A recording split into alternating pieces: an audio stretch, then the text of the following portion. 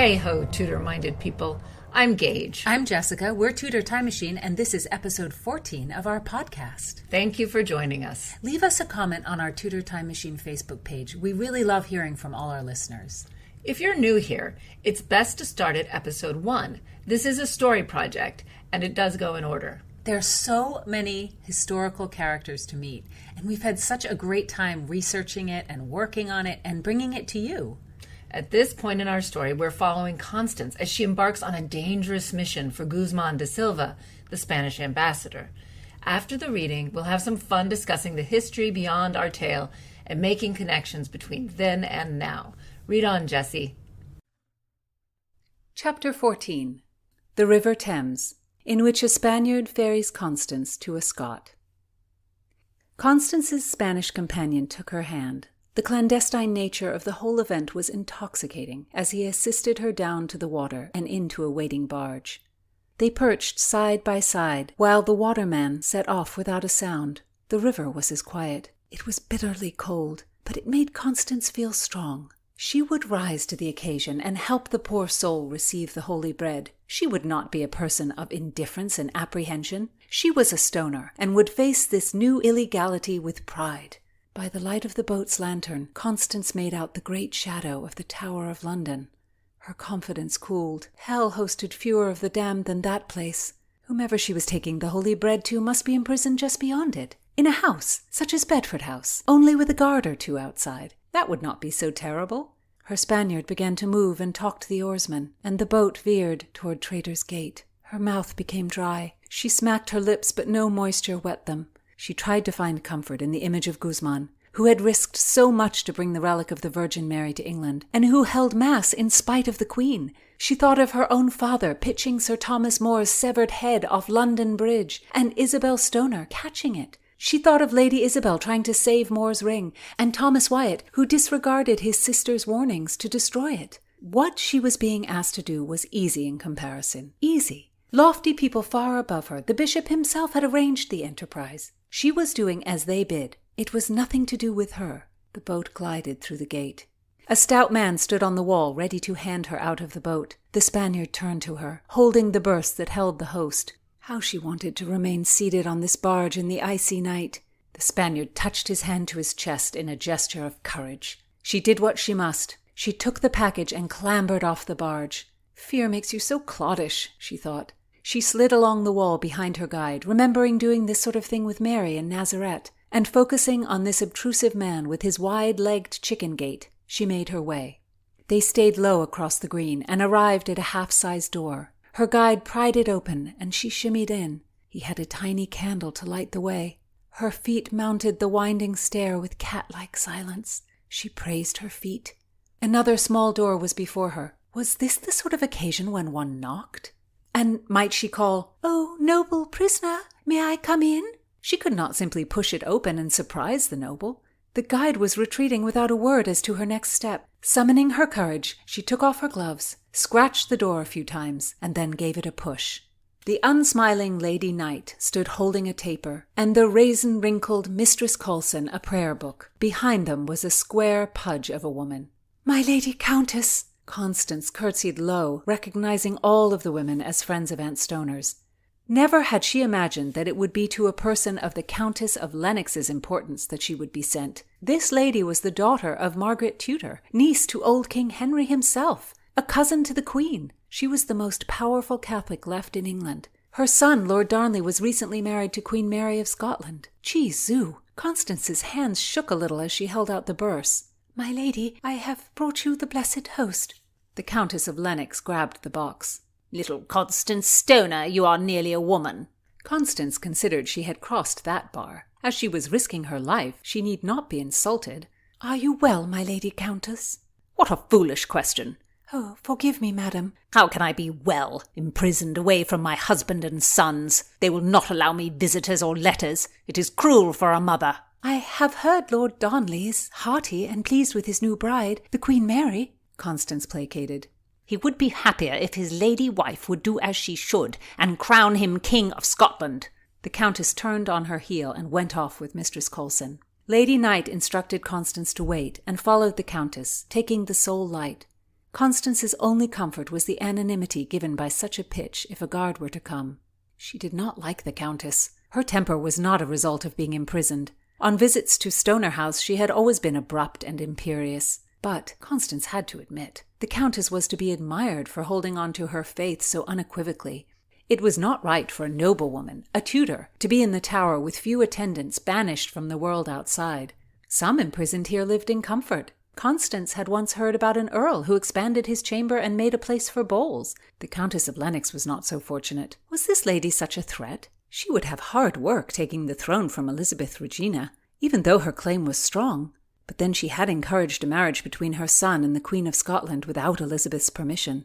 The Countess did not fear Elizabeth, and that was her real treason. But then the Countess was more of a Scot, was she not? They had their own kingdom, and England was endlessly at war with them as far as Constance knew. What was the real danger of this grump? It was a danger to bring the host. Constance did not want to think of that. She gave in to the image of her own condemnation, standing alone before a jury, rich men who were eating and jesting before waving her into the custody of some one-eyed, drooling jailer. She summoned up the face of Sir Charles Paget. How he would admire her for risking so much. The Countess of Lennox reappeared, looking no less sour for her devotions. There is a letter wrapped in the purse. Send it to your Aunt Stoner in the cover of a correspondence from you, mistress. When you return next time, bring me your aunt's reply. Next time? Constance thought. She did not want to come again. Have you comprehended my instructions, girl? The Countess barked. My lady, I have followed. I am honoured by this charge. With the help of Mistress Coulson, Constance unpinned her sleeve, slipped the purse into it, and pinned it up again. Your family has known these walls. Bravery is in your blood, Mistress Coulson said. Constance wished there was no reason to be brave. She would rather be like the overweening Elin, but only in situation, not in character, and perhaps in her chin. Elin did have a lovely little chin. Go. God be with you. The Countess uttered the benediction without warmth. A servant opened the tiny door, and with mounting fear Constance slipped through into the darkness. She stretched out her hands and tried to shuffle forward. Where was she supposed to go? Where was the man to light her way? She did not know what to do. She felt for the door again and knocked lightly. The servant inside hissed, "Stop! Are you mad? I cannot find my way," Constance pleaded. "Can you open the door and give me some light?" "No! Down the winding stairs. Someone will be at the bottom. Go quickly!" Constance reached out, groping into the air, sure that she would miss the staircase and fall. How awful that would be, not only to be dead, but to leave such an ungainly corpse, her skirts around her head. She took a step into the darkness and thanked the Virgin when her foot hit the solid stone of the top stair. She made her way down, her body tense, until finally she reached what she prayed was the bottom. She leaned over to feel the tightly paved spiral stones of the floor with her hands. It was still dark, but with a crack of light from the outline of the outside door frame. She whispered, "Is anybody there?" The man with the chicken legs pulled back the door, holding a lantern, and the icy rain blew all over her. She propped the neck of her cloak over her nose and mouth and bent after him across Tower Green, confused that they did not go in the direction of the river. "A porpoise was seen at London Bridge," the chicken man announced. "A tempest is augured. The gentleman got off in the boat just in time. You will have to make your way back on foot. I cannot leave my post." Constance could not believe it. No doubt this man had been paid well for allowing her into the Countess of Lennox's chamber. He would escort her, and maybe provide a horse for the right price. But she had no ready money. Her necklace was glass. No deal could be made. The Earl of Rutland's gold ring. It was not hers to bargain away. Constance followed Chicken Legs, soggily dodging into corners at his command when another watch passed. Approaching a gate, she crouched low behind the back of the stone wall, while the man convinced the gatekeeper to open it. Wordlessly, a lantern was passed into her hand, and she was shoved out into the wet muck. Tower Street was forbidding, and Bedford House miles away. The cunning little slippers Constance had worn for the wedding feast were sopping wet. She stepped out of them with each and every stride, yet she must progress. She found by sliding her feet the shoes stayed put. They also became engulfed in a mud pie she had to shake off after every few slides. Shambling along, her cloak trailing in the puddles, the lantern barely shedding light, she refused to figure the distance. Tower Hill emerged before her, and she slowed. It was a terrible bit of land. Young Wyatt and his friend the Earl of Surrey both died there. And of course the martyr Sir Thomas More had also lost his head on that spot. If only she could make some discovery about the relic, if she could return More's ring to its proper place, she would feel she had done such service to all Catholics, martyrs and living alike. She gazed at the hill, imagining the scaffold, the last words of the condemned. She had never witnessed the head chopped off by the axe. She knew some believed the spectacle unified the populace. She could not make an opinion. So far Queen Elizabeth had not seen fit to execute anyone on Tower Hill. A pox on it! She had never been out in a deluge like this. Her guinea pig, Marquess Petit Leroy, had dropped into the rain bucket last Michaelmas. She fished the animal out matted down and disoriented exactly as she herself was now. She had to find a stopping place, but she could not ask for shelter at one of the houses along the way. Too many questions. It occurred to her that Cheapside was halfway between the Tower and Bedford House. If she could make it to the safety of the Arundel Inn, she was sure Philomena would aid her, and maybe even arrange for a horse and an escort back to Bedford House. Her friend was all discretion. The Tower of London. I bet many of you listeners have made the trek there. Jessie and I sure have. And even if you haven't been there in person, it's so iconic, I bet you know what it looks like. Sure, images of the tower are everywhere. On cups and tea towels and teapots, even toilet paper. It's like a big welcome to London sign. Once I was visiting and I forced everyone in my group to take a boat through Traitors' Gate. And I have to say, it was pretty ominous. Or maybe it was just my imagination. I love how you do things in the historical way. I mean, forget taking the tube or the double-decker bus. Make everyone get in a boat. I think Traitors' Gate is ominous now because of the association we have. When the tower was used as a royal residence in the 13th century, the gate had the innocuous name of the Water Gate. It has a very impressive portcullis. We'll put a picture of it on our Tudor Time Machine Facebook page for you. Before the gate had the connotation of keeping people imprisoned, I'm sure royals appreciated this massivo barrier between them and their enemies. As the tower was more commonly used as a prison, the gate earned an ominous reputation, but it was always a symbol of the muscle of the monarchy. Yeah. Most prisoners to the tower arrived by water, not by crossing any of the bridges. I wonder if that was because traveling by barge was more private than conveying a prisoner under arrest through the crowded streets. Common prisoners would be paraded through the city and people would come out and throw insults and trash at them. I guess nobles got better treatment. They kind of came under cover.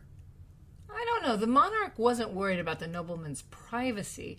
He or she wouldn't want the accused to have supporters making a public display of loyalty to the nobleman who's being paraded to the tower. So bringing the accused by barge effectively hid them. I think that's true, right. And it's interesting to find out that the first known use of the name Traitors' Gate wasn't until 1544, during the reign of guess who? Henry VIII. He put a lot of people through that gate. So when Sir Thomas More was conducted through the gate on his arrest in 1536, it wasn't called the Traitors' Gate. But it did have that scary name in 1554 when Princess Elizabeth was conveyed to the tower. There's some debate out there, but it's probable that Anne Boleyn did not pass through Traitors' Gate at all when she was imprisoned in 1536. She did come by barge, but to the gate at the Bayward Tower, then called Court Gate, which would have been her right to use as she was queen. It's interesting that if you're queen, you still have these kind of, Perks? Perks. Yeah, you have these perks. Even though you're being arrested, you get to go through a different gate. And beheaded. It's interesting. Actually, the last time I was in the tower, I spent a lot of time studying the graffiti carved into the walls. And two examples relate to Anne Boleyn, and both of them are kind of sad and touching. One is in the Martin Tower, and the name Boleyn is carved in the wall with a rose and an H. People think that was probably carved by Anne's brother George. And the other is in the Beauchamp Tower, and it's a carving of Anne's falcon badge. She adopted this badge when she married Henry. It was a white falcon, a bird associated with her family, alighting on a tuft of Tudor roses, and the falcon is crowned and holds a scepter. In the carving in the wall in the tower, the falcon has no crown and no scepter. It's like fallen from its high ascent. It looks so forlorn. There's no record of which of the men arrested in the wake of Anne's downfall was housed in the Beauchamp Tower, but it is likely that one of them carved it. So Gage and I like to imagine it was Sir Thomas Wyatt who wrote a very powerful poem lamenting these executions. I'm going to read it, but I'm not going to make a big voice. And you're only going to read a little bit of it, because it's quite long. I'm only going to read a little bit of it. The bell tower showed me such sight that in my head sticks day and night. There did I learn out of a great, for all favor, glory, or might, that yet circa regna tonet. And circa regna tonet means thunder rolls around the crown. Yes. Yeah.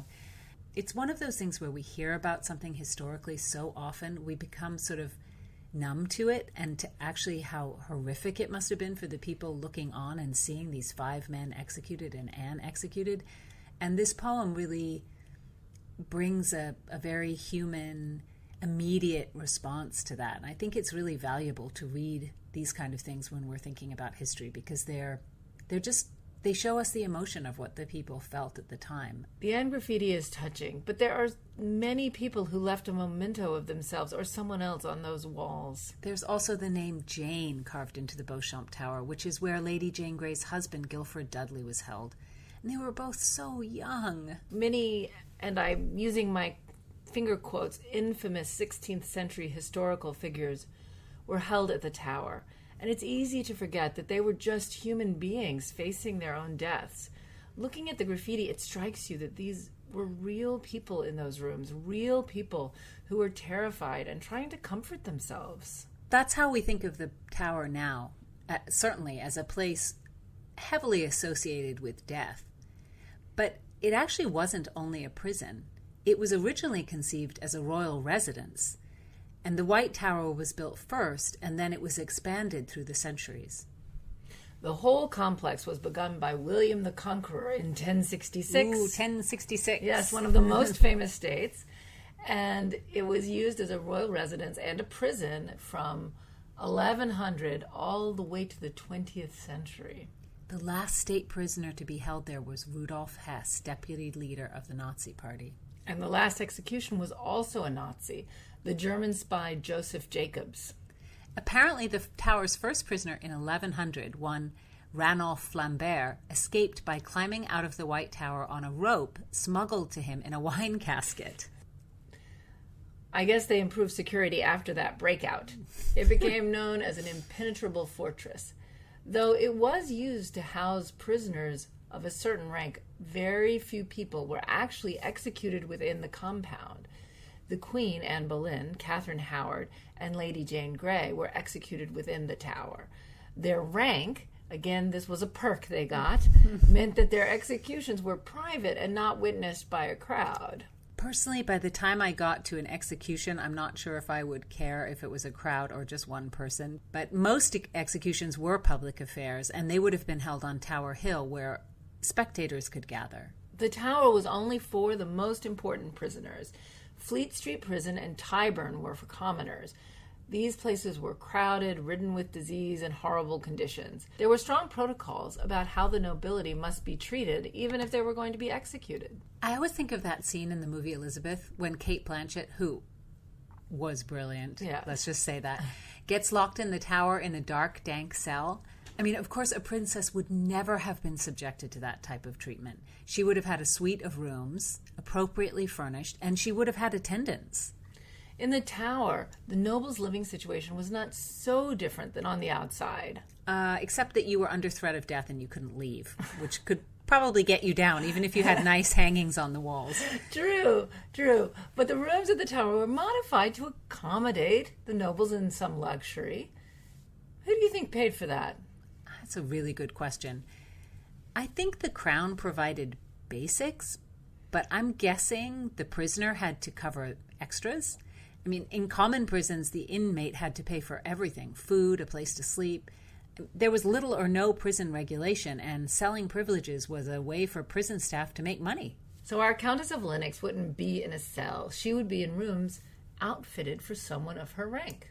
there's some question of whether they were outfitted for someone of her rank. So thanks again to the fabulously detailed correspondence between the Spanish ambassador Guzman de Silva and his big boss, King Philip of Spain, we know that Guzman reported that the Countess of Lennox was being kept in what he considered second-rate rooms for one of her status.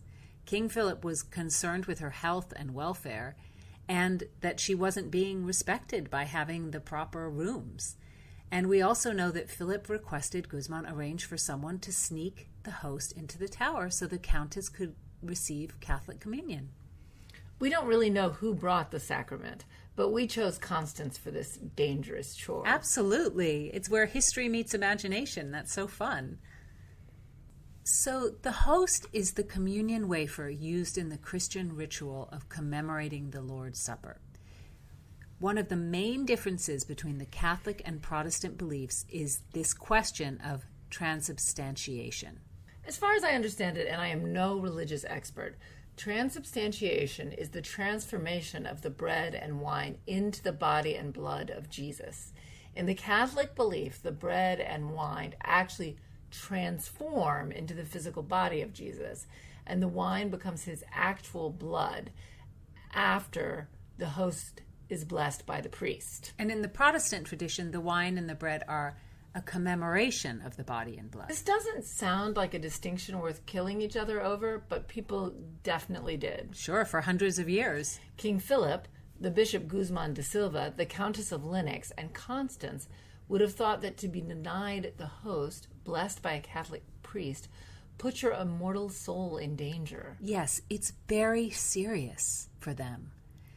And this is a very risky thing for Constance to do, to bring this host. Elizabeth outlawed Roman Catholic Mass. So while she was kind of, quote, turning a blind eye, she didn't want the Roman Catholics to be practicing openly, and she specifically forbade Mass to the Countess of Lennox. Oh, so we've been talking for weeks about Catholics in England, and now you throw in the Roman thing. What's that? Well, I was wondering if you would catch that. So a listener pointed out that the term Catholic can also be used to include the Eastern Orthodox Church, but Roman Catholics are under the authority of the Pope in Rome, and I thought I would use my new knowledge. Constance is breaking the religious laws by conveying a consecrated host, and she's going against Elizabeth's direct orders that the Countess of Lennox should not have visitors or any communication with the outside. To give you a little introduction to Margaret Douglas, Countess of Lennox, she was born in 1515. She was the daughter of Margaret Tudor, we remember as the sister of King Henry, and her second husband, Archibald Douglas, 6th Earl of Angus. Margaret Tudor's first husband was the Scottish King James IV. So Margaret Tudor's son with James IV was James V, father of Mary, Queen of Scots. In Scotland, everyone is named James and Margaret.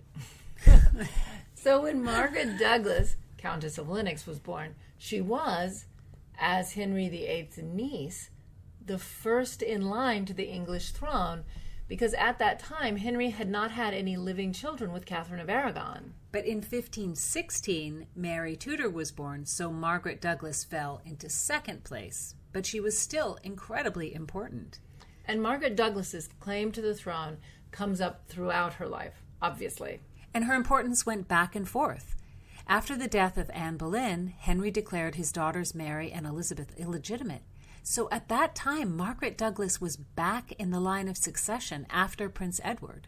But towards the end of the life of Henry, he brought his daughters back into succession, probably because he was counting on Edward reigning for a long time and producing his own sons. And as we know, Edward VI died young, and after this very brief reign of Lady Jane Grey, whose claim was from Henry's other sister, Mary Tudor, Henry's daughter, Mary I, was crowned. And Margaret Douglas was a close friend of Mary I, Henry's daughter. So here we go with all these Marys. But anyway, Margaret Douglas would have known Mary's husband, Philip of Spain, quite well. And Margaret Douglas was a firm Catholic. And actually, Mary I wanted Margaret to take the throne on her death rather than Elizabeth. And it was Philip himself who told her to name Elizabeth. I think he did that because he intended to marry Elizabeth himself. But of course, Elizabeth dodged that offer. Margaret Douglas did not fight Elizabeth for the throne, but she did not give up on her goal, which was to get her son, Henry Stuart Lord Darnley, married to Mary Stuart, Queen of Scots. Darnley himself had a claim to the English throne, and so did Mary Stuart. Darnley and Mary Stuart were cousins. Both were grandchildren of Margaret Tudor. In fact, they had to get a papal dispensation to marry because they were so closely related. Yuck. So here we are in 1565. Elizabeth has thrown Margaret Douglas, the Countess of Lennox, into the Tower because she encouraged this marriage between Mary Stuart and Lord Darnley directly against Elizabeth's orders. Lady Margaret Douglas does not care about going to prison herself. In her mind, she has to do whatever she can to ultimately have one of her descendants rule England and Scotland. She might bemoan her situation, but she would not have done anything differently. She knew full well she could wind up in the Tower or worse. The Countess of Lennox didn't get everything she wanted from this marriage between her son and Mary of Scots, and we see that in this chapter. The Countess of Lennox tells Constance that Mary Stuart should crown Darnley King of Scotland. That sounds a little confusing, but we will clarify what exactly was going on there. Darnley was never actually crowned king. He was a king consort, which limited his power to be subject to his wife's. Mary was the hereditary ruler of Scotland, and her husband Darnley was technically Mary's subject, not her equal. What's really important to understand is if she were to die before him, he would not become king. And he did not have the power to make policy without asking Mary first. So Lady Lennox wanted Mary to challenge the limitation of her son's power and have him crowned to be her equal. Darnley had no hereditary claim to the Scottish throne, but as Margaret Tudor's grandson, he did have claim to the English throne. And that's the exact claim that Mary Stuart has. So these two Scottish royals, Mary Stuart and Lord Darnley, really concerned Elizabeth because they were just too close to the English throne. And they were very popular with all-powerful Spain. King Philip blessed their union and gave them a lot of support. The Spanish saw potential in the claim of Mary Stuart and Lord Darnley to the English throne to return the country to Roman Catholicism. This concern of King Philip for the Countess of Lennox is the reason why in our story we have Constance go to the Tower of London with the host. And now Constance is tromping past Tower Green with wet slippers and a long walk to find some shelter at the Arundel Inn. And it's really important to understand that Elizabeth's position as queen in England is pretty shaky in 1565. We tend to look back and imagine that she was always Gloriana and held unquestioned sway over her people. But we've highlighted some of the very substantial claims other people had to the throne in this episode. And these claims must have kept Elizabeth up at night. Yeah, I have to say, when you realize how much pressure Elizabeth was under, especially as an unmarried queen, I mean, I don't think we take that in stride now, but it was so unusual and unprecedented at the time. And it's really a testament to the force of her personality and her statesmanship that she survived. And she didn't just execute her rivals as her father did. I mean, she finessed situations, averted crises, and she really took a long view of things. Maybe that's because some of these claims were actually stronger than her claim. If you believe Anne Boleyn's marriage to Henry was invalid, then he was still married to Catherine of Aragon. I mean, this is a fascinating debate. So weigh in on our Tudor Time Machine Facebook page. Who do you think had the most legitimate claim to the English throne? Elizabeth or someone else? We'd really love to hear from you because it's such an interesting question and there's so many candidates. So tune in next time for Time's Riddle and more Tudor-minded talk. All our gratitude for listening. And remember, then is now.